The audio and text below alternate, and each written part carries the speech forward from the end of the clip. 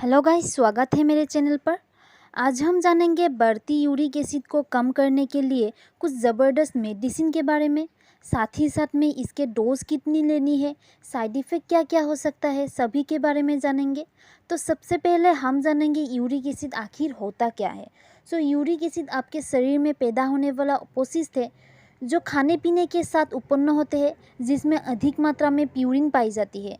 तो ऐसा खाना जिसमें प्यूरिन ज़्यादा होता है, वो खाना खाने से आपके शरीर आसानी से उसे डाइजेस्ट यानी हजम नहीं कर पाती है। वो ब्लड में जाके मिल जाती है, जिसे किडनी आसानी से फिल्ट्रेट नहीं कर पाती है, जिस वजह से वो यूरिक एसिड हड्डियों की जॉइंट में जाके जमा होने लगती है और उसके कारण ही हमारी गठिया जैसी बीमारी होती है। हड्डियों की जॉइंट इन्फ्लेमेशन होती है, सूजन आ सकती है, आर्थराइटिस की प्रॉब्लम हो सकती है। ठीक है, तो शरीर में यूरिक एसिड बढ़ने का दो ही रीज़न है। एक तो है अधिक मात्रा में प्यूरिन वाली चीज़ें खा लेना, ठीक है। दूसरा है आपकी किडनी उतना स्ट्रॉन्ग नहीं है कि वो यूरिक एसिड को फिल्ट्रेट कर पाए, ठीक है। नॉर्मल रेंज होती है यूरिक एसिड का, महिलाओं में होती है 2.6 से 6 mg पर DL और पुरुषों में होती है 3.5 से 7 mg पर DL।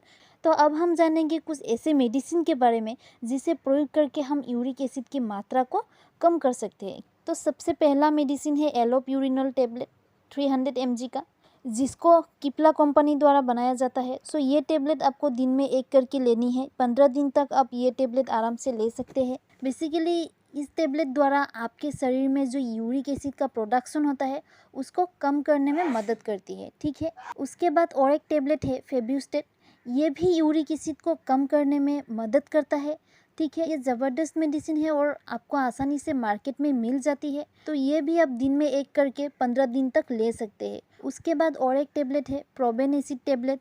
ये टेबलेट बेसिकली क्या करता है, हमारा जो किडनी का काम है यूरिक एसिड को फिल्ट्रेट करना, उसका फिल्ट्रेशन की जो अमाउंट होती है उसको बढ़ा देती है, जिस वजह से शरीर में यूरिक एसिड का मात्रा कम होने लगेगी, ठीक है। लेकिन हमें उस दौरान क्या करना चाहिए, ज़्यादा से ज़्यादा पानी पीना चाहिए, क्योंकि किडनी को यूरिक एसिड को फिल्ट्रेट करने के लिए पानी की ज़रूरत होगी, ठीक है। इस टेबलेट को भी आप 15 दिन तक ले सकते हैं एक करके, ठीक है।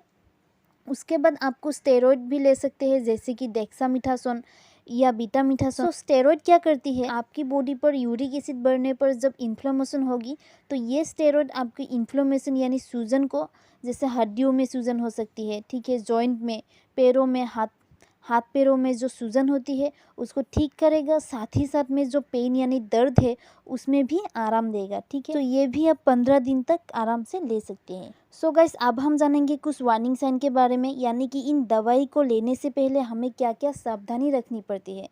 तो सबसे पहले आप अगर प्रेगनेंसी पीरियड में हो, लैक्टेट पीरियड में है और आपकी लीवर में समस्या है, अगर आपकी किडनी में समस्या है, तो आप इस टेबलेट को लेने से पहले डॉक्टर की सलाह ले लीजिएगा, ठीक है।